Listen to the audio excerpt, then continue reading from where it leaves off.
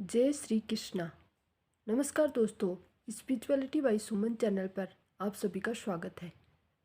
पौराणिक काल से ही भगवान श्री कृष्ण की कहानियाँ, लीलाएं मनुष्य जगत में प्रसिद्ध हैं।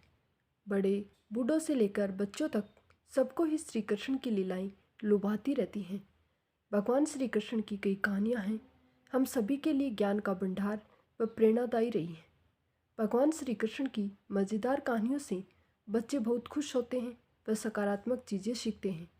भगवान श्री कृष्ण के जन्म से लेकर वृंदावन में उनकी शरारतों व लीलाओं की कहानियाँ बहुत ही अद्भुत हैं। हम भगवान श्री कृष्ण को कई रूपों में देखते हैं, जैसे बालकृष्ण, माखन चोर, राधा कृष्ण और कुरुक्षेत्र में अर्जुन को गीता का सार बताते हुए सारथी के रूप में भी। मार्गशीर्ष मास भगवान श्री कृष्ण को समर्पित है। इस मास में भगवान श्री कृष्ण की पूजा, कथा और यमुना जी में स्नान करने भगवान श्री कृष्ण प्रसन्न होते हैं और मनुष्य को मोक्ष की प्राप्ति होती है। एक बार की बात है, एक संत जंगल में कुटिया बनाकर रहते थे और भगवान श्री कृष्ण की पूजा अर्चना व जप तप करते थे। संत ये बात भली भांति जानते थे कि मेरे भगवान श्री कृष्ण मुझे साक्षात दर्शन जरूर देंगे। उसी जंगल में एक दिन एक शिकारी आया। उस शिकारी ने संत की कुटिया देखी। शिकारी उस कुटिया में गया, वह संत को प्रणाम किया और पूछा कि आप कौन हैं और आप इस सुनसान जंगल में क्या करते हैं, यहाँ क्यों रहते हैं। संत ने सोचा, यदि मैं इसे कहूँगा कि मैं भगवान श्री कृष्ण के इंतजार में बैठा हूँ, उनके दर्शन करना चाहता हूँ, किसी प्रकार से दर्शन हो जाएं, तो शायद ये बात शिकारी को समझ में नहीं आएगी। संत ने दूसरा उपाय सोचा। संत ने शिकारी से पूछा कि शिकारी जी, आप पहले मुझे ये बताएं कि आप कौन हैं, यहाँ क्यों आए हैं। उस किरात ने कहा कि मैं एक शिकारी हूँ, जंगल में शिकार के लिए आया हूँ। संत ने तुरंत उनकी भाषा में जवाब दिया कि मैं भी शिकारी हूँ और शिकार के लिए ही कुटिया बनाकर इस जंगल के बीचों बीच सुनसान जगह पर रहता हूँ। तब शिकारी ने पूछा, अच्छा संत जी, आपका शिकार क्या है, वह दिखता कैसा है। शिकारी बोला, क्या पता मैं आपकी मदद कर दूँ।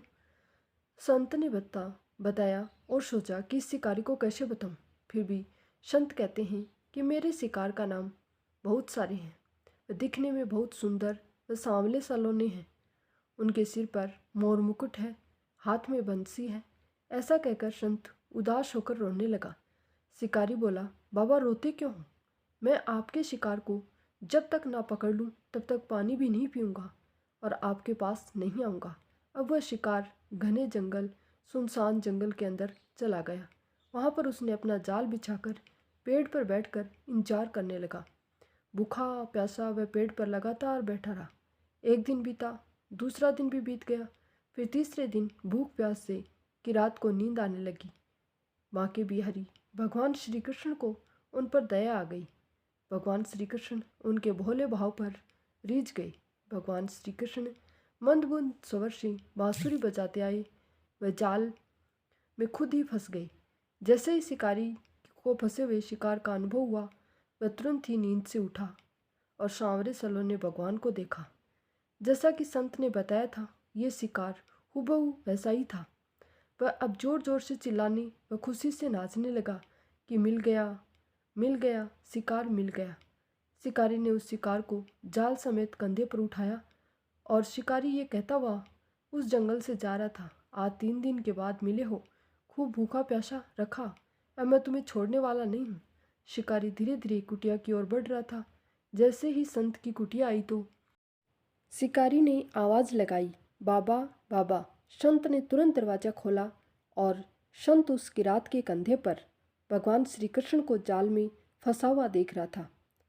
भगवान श्री कृष्ण जाल में फंसे हुए मंद मंद मुस्कुरा रहे थे।